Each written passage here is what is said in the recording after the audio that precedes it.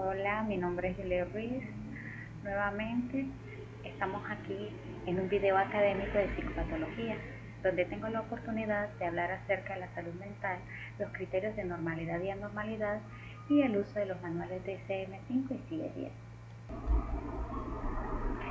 La salud mental ha pasado por un proceso innumerable de diferentes autores y estudiosos donde han querido definir el mejor criterio de lo que es la salud mental, tomando en cuenta lo que es la condición psicológica, afectiva y social del ser humano y el desenvolvimiento dentro del entorno.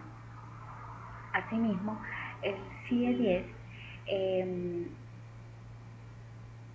maneja lo que son las diferentes enfermedades, tanto mentales y no mentales, para su mejor diagnóstico. El DSM-5 de igual manera habla acerca de condiciones en el ser humano como son los trastornos mentales. Y en este caso la normalidad y la anormalidad, los criterios en ellos es que se están manejando diferentes connotaciones acerca de lo que es la definición de normalidad y anormalidad en el individuo, pero de igual manera pues hay diferentes ámbitos en los que hay que estudiar minuciosamente para poder establecer lo que es un criterio de anormalidad o de normalidad. Vamos a empezar por la salud mental, la definición de salud mental. Ella la realizó la Organización Mundial de la Salud, en donde dice que la salud mental es un estado de bienestar en el cual el individuo se da cuenta de sus propias aptitudes, puede afrontar las presiones normales de la vida y puede trabajar de manera productiva y fructífera, y es capaz con ello de dar una contribución a la comunidad.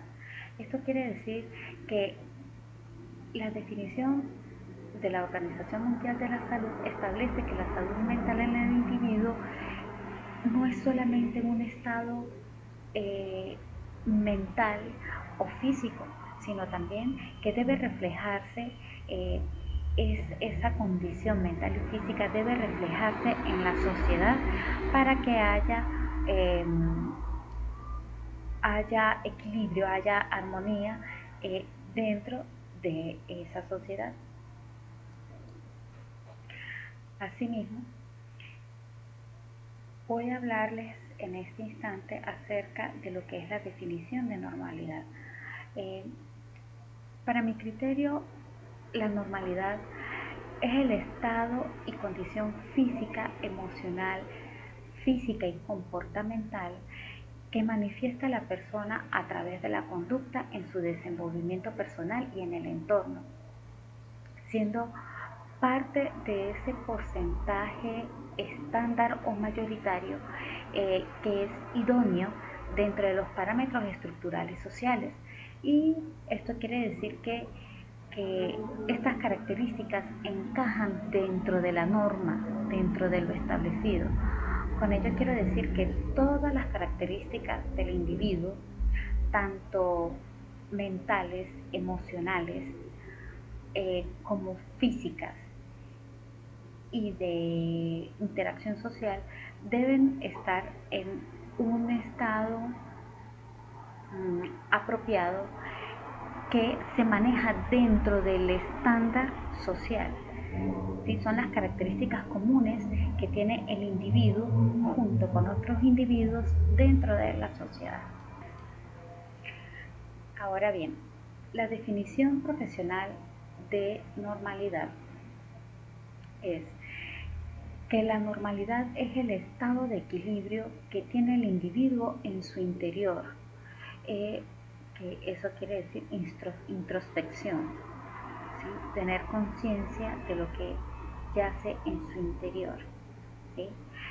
Transformándolo en comportamiento y exteriorizándolo conductualmente siendo adaptado en y para el entorno y sociedad.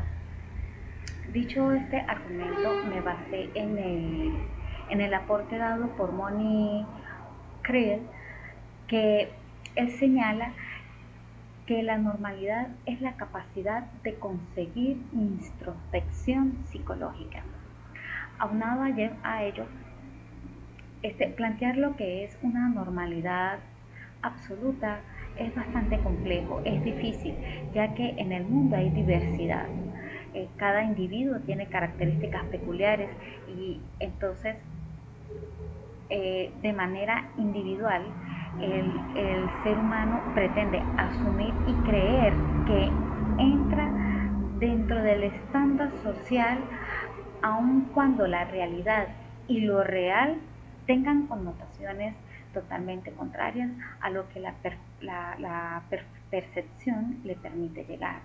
En este sentido, Sigmund Freud señaló que la normalidad es una ficción ideal. Para esta concepción, la normalidad es imposible de alcanzar porque todos los seres humanos somos anormales y patológicos en algún sentido. Entonces, por ello es complejo hablar acerca del tema de normalidad. Simplemente hay acercamientos a una definición determinada que realmente se sitúe en el eje primordial, en el eje básico, que pueda definir de una manera total lo que es la normalidad. Bien, ahora, criterios generales y específicos de normalidad y anormalidad. Como les dije anteriormente, la normalidad es el comportamiento que entra dentro de la norma, ¿sí? Hay diferentes connotaciones con respecto a lo que es normalidad, pero ello yace dentro de las características comunes que se tienen a través de los estudios que se han realizado. Entonces, los diferentes criterios de normalidad, entre ellos están los criterios generales, como lo es la normalidad como salud, que es cuando se puede evidenciar que hay ausencia de algún síntoma inadecuado. Está la normalidad estadística, que ella tiene que ver con el comportamiento que está dentro de la frecuencia de las conductas más comunes de las personas. Eso se hace a través de estudios científicos que arrojan que las características comunes en comportamiento, por ejemplo, del individuo son las que son más comunes, más frecuentes. También está el criterio ideal de normalidad. En este caso, tiene que ser con el deber ser, con lo que debería ser, con las características apropiadas, idóneas, tomando en cuenta las diferentes teorías en las que se ha hablado acerca de los hallazgos de la normalidad. Entonces, conjugando todas esas teorías, ellas dan un aporte importante acerca de lo que es el deber ser del desarrollo del ser humano. Entonces, ahí encaja el criterio ideal de normalidad, tomando en cuenta también las diferentes teorías. Y el criterio social, que es el predominio social, la norma, lo que es común en el desenvolvimiento de la población, tomando en cuenta que los individuos tienen características de acuerdo al entorno de donde viven, de acuerdo a la cultura. También hay que manejar ese criterio, que la normalidad también se tiene que basar de acuerdo a la cultura que tiene cada una de las regiones. Asimismo, está el criterio específico. Uno de ellos se fundamenta en el funcionamiento psicológico del individuo, ¿sí? Como es el estudio de la percepción, la memoria, el aprendizaje, la comunicación, la afectividad. Todos esos son temas que son detallados de manera minuciosa y que siempre van a seguir dentro de las investigaciones científicas, porque la sociedad cada día va evolucionando y va teniendo cambios, al igual que el ser humano. Otro criterio es el de la eficacia del funcionamiento social. Entre ellas, como he hablado en otras ocasiones, la conducta tiene que estar en concordancia con el modelo cultural en donde vive la persona. También está el grado de autocontrol consciente. En este caso, se maneja el estudio acerca de si el ser humano tiene control sobre sus emociones, sobre sus impulsos, como por ejemplo la rabia, la ira, si el ser humano tiene la capacidad de autodominarse, autocontrolar la parte instintiva. Estos estudios se hacen con la familia, también se hacen en la comunidad y los profesionales son los que se dedican a esa indagación minuciosa para poder determinar si, si las características de un individuo o un grupo específico de personas entran dentro de los estándares estudiados. También se hace evaluación social, que tiene que ver con el desenvolvimiento psicosocial a través de las observaciones de los casos. Y está la evaluación personal, en donde los estudios que se realizan son para evidenciar si la persona tiene un sufrimiento o no, si tiene desórdenes leves, moderados o graves, si hay un déficit psicológico en el individuo que puede que le impida la adaptabilidad dentro de la sociedad. Ahora, haciendo una reflexión acerca si una persona es diferente en cualquier aspecto, se podría catalogar como anormalidad a nivel de psicología. Para mi criterio, la respuesta es sí, ya que el individuo, si vamos a hablar de los estudios, de las investigaciones, encajando lo que es la normalidad, si una persona puede tener salud mental, puede tener un manejo académico, familiar y afectivo dentro de lo que es normal. Pero por ejemplo, si tiene talento superior, normalmente cuando una persona tiene una condición especial, ya sea talento superior o haya una condición cognitiva especial, ya sale del margen de la normalidad. Para ser más específica, la normalidad son manifestaciones comunes que se dan, en este caso, en las personas, ¿sí? En una sociedad ya son niveles y áreas que se manifiestan con bastante frecuencia. Ya la anormalidad son características que se salen de esa norma, de ese estándar. Entonces, la anormalidad no necesariamente es una enfermedad o una patología, simplemente son características del individuo que se aparta de los estándares normales. Una persona puede ser de salud mental totalmente excelente, pero dentro de sus características es una persona que es poco sociable porque tiene talento superior, entonces ya ahí se está saliendo de la norma. Entonces esa persona no tiene ninguna patología, es una persona bastante saludable, pero se sale de los márgenes normales. En ellos también están las personas, por ejemplo, las que tienen talento artístico, numérico. Son personas que son especiales, son diferentes, al igual que las personas que tienen, por ejemplo, síndrome de Down o autismo. Cabe destacar en ello que las personas que tienen alguna condición especial, dentro de su ser, dentro de su conciencia, ellos se sienten normales. Simplemente nacieron así, pero son normales. Ellos se sienten de esa manera.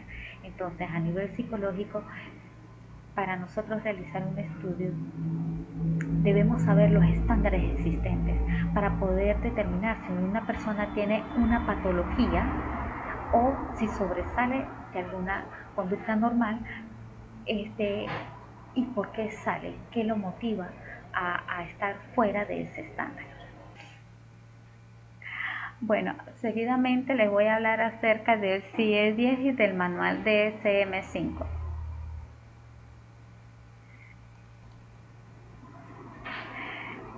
Bueno, el CIE-10, Código Internacional de Enfermedades. Su definición es que es la clasificación internacional de enfermedades que permite el registro sistemático de y en ella está, en estas categorías es donde se asignan las enfermedades y lesiones a través de códigos en los estudios de casos para su posterior estudio e interpretación. También está el objetivo del CIE-10, que es orientar el registro y el análisis de las características presentes de un trastorno o una patología para su fácil interpretación y registro del diagnóstico. Este CIE-10 está dirigido a los servicios de atención sanitaria y ella genera diagnósticos de trastornos mentales y no mentales. Ahora bien, el DSM-5 es la quinta edición del DSM. Su definición es que es un manual de diagnóstico estadístico de los trastornos mentales, que permite la identificación de las causas enfocándose en constructos que contienen las descripciones, síntomas y otros criterios médicos para poder diagnosticar de una manera precisa y fácil los trastornos mentales. Este DSM-5 fue publicado en el 2013 y su objetivo es la descripción sistemática y precisa de los criterios de diagnóstico y características propias de los trastornos mentales. Ella va dirigida a los profesionales del campo de la psiquiatría. Bueno, ahora bien, la importancia de la clasificación de las enfermedades. El CIE-10 contribuye a determinar de manera específica y sencilla, a través de la codificación alfanumérica, de las enfermedades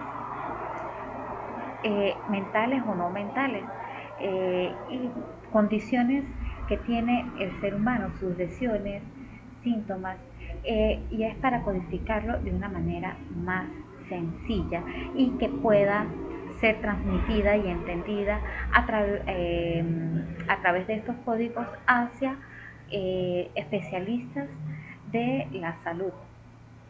Asimismo, el DSM-5 detalla la clasificación de los trastornos mentales para la mejoría de la diagnosis.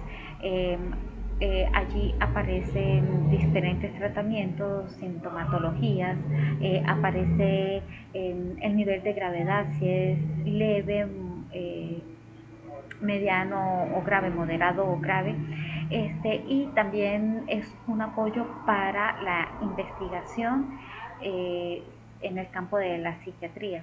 De igual manera, contribuye a la lectura de los diagnósticos cuando un paciente es remitido a otro especialista. Hay diferentes profesionales que pueden utilizar estos manuales, sobre todo los de la asistencia médica, profesionales de la salud. También en algunos casos también es utilizado por personas encargadas en materia legal y también por enfermeras. Y también pues es recomendable que los docentes también estén al tanto de estos manuales, ya que en la actualidad las personas que tienen condiciones especiales también están dentro del aula y es interesante que el docente tenga conocimiento de la sintomatología, eh, del diagnóstico que tenga esta persona, para que de alguna forma también pueda contribuir a que tenga un tratamiento especial o orientación adecuada para su desenvolvimiento.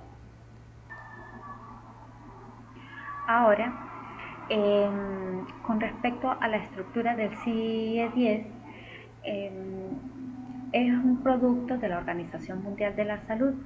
Contiene 3 volúmenes. El primero es la clasificación de las enfermedades. En este volumen consta de 1175 páginas y es la lista tabular. El segundo manual es el manual de instrucción para los profesionales, ¿sí? Donde aparecen las orientaciones de cómo manejar la lista tabular. Ella consta de 159 páginas y está el módulo 3, que es el índice alfabético, un breve índice alfabético, consta de 742 páginas. Es recomendable que la persona que vaya a utilizar estos módulos primero lea el módulo 3, que es el índice alfabético, para que esté al tanto de todas las enfermedades que se reflejan allí, porque ahí de manera generalizada puede saber lo que contiene el módulo 1.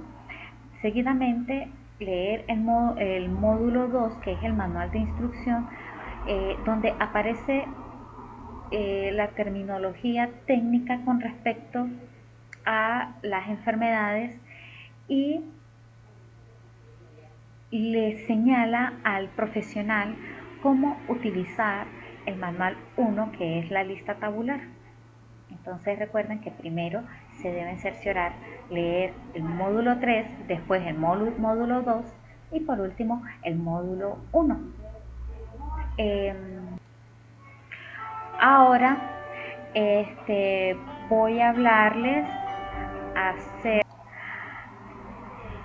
ahora seguidamente voy a hablarles un poquito del módulo 1 del CIE-10.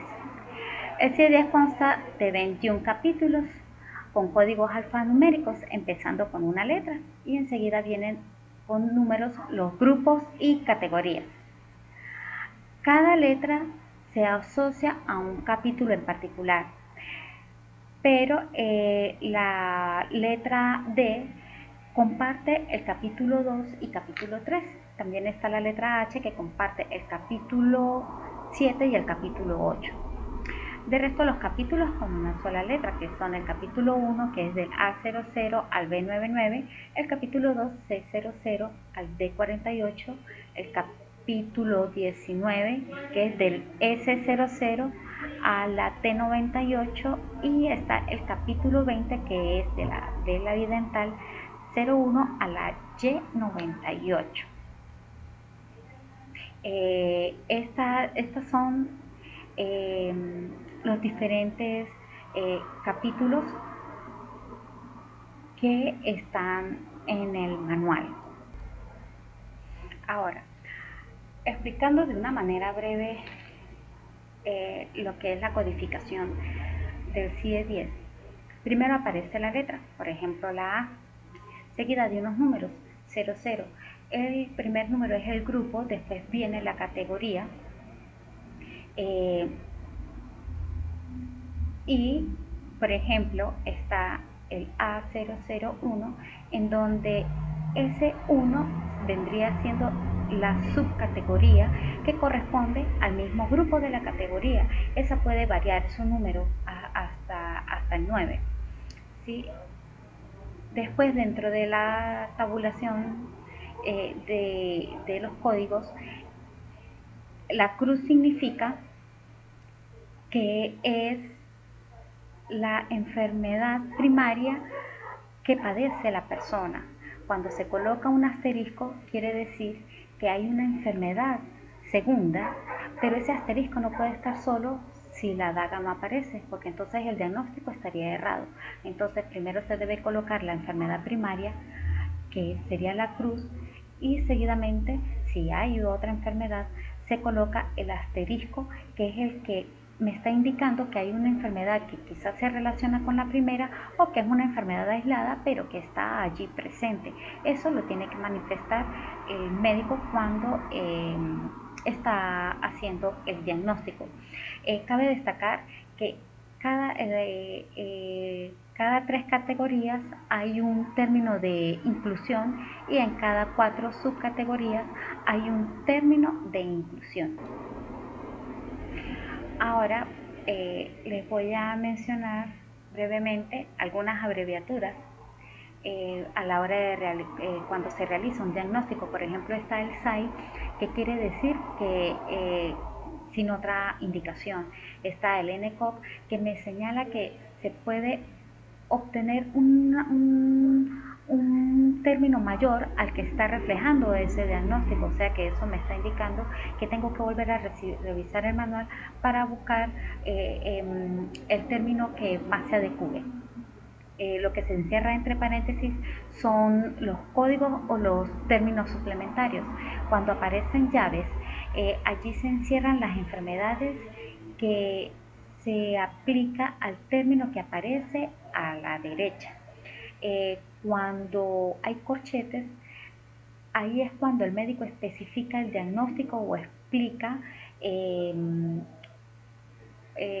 con sinónimos o indicaciones para poder remitir a otro especialista. También está el punto y el guión, que se usa cuando hay un quinto dígito.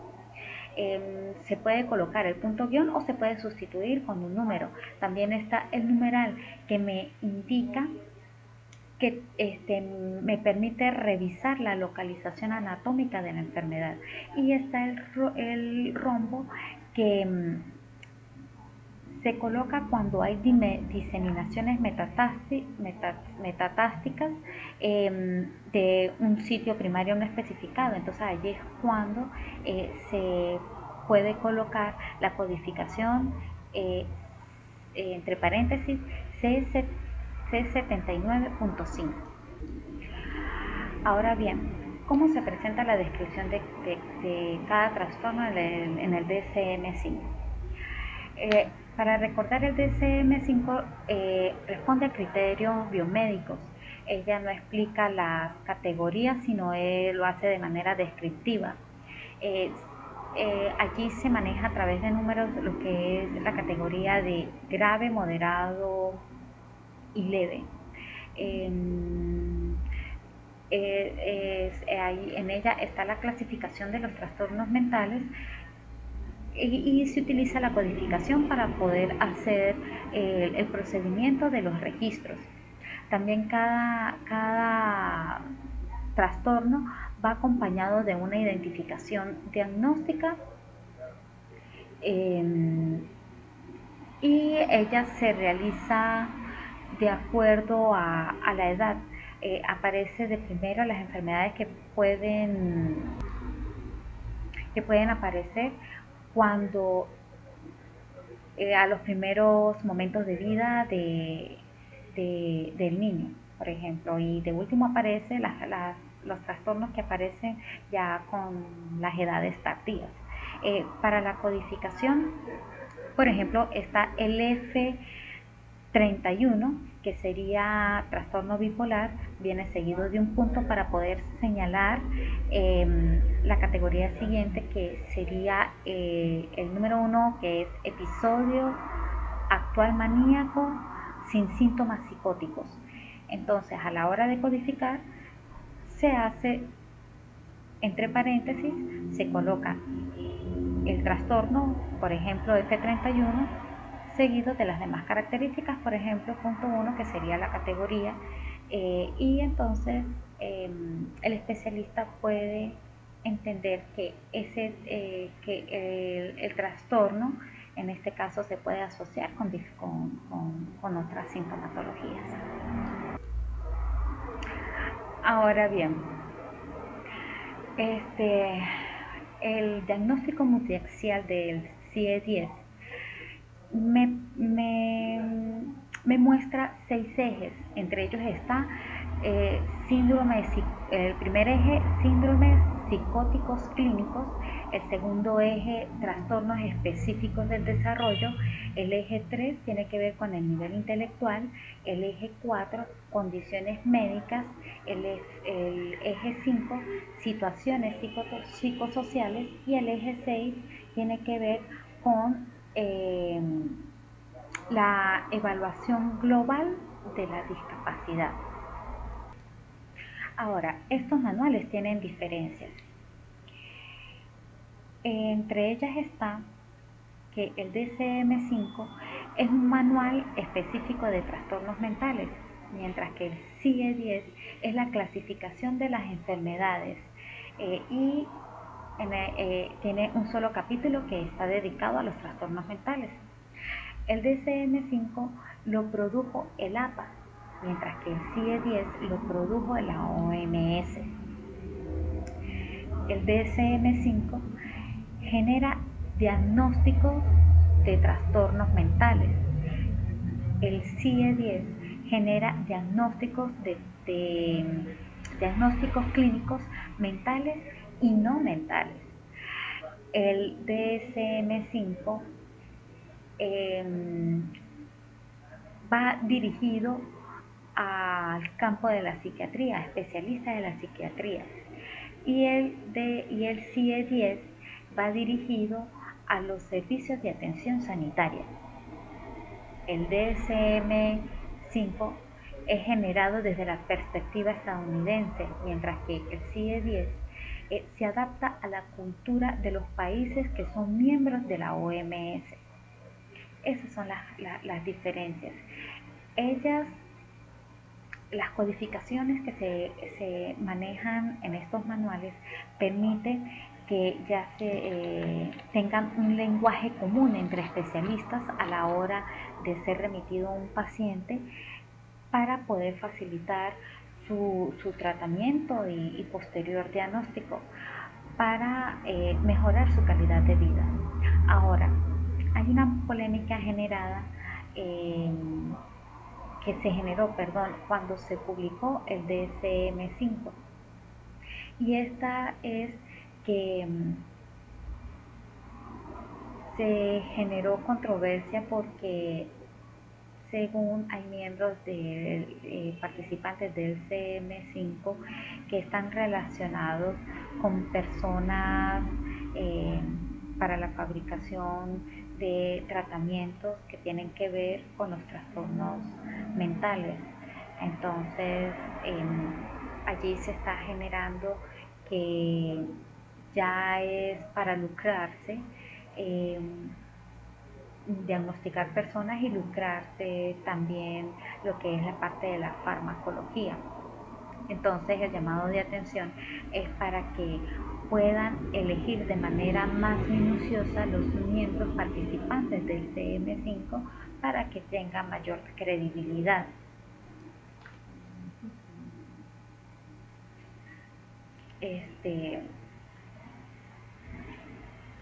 Entre otras, esas son las características.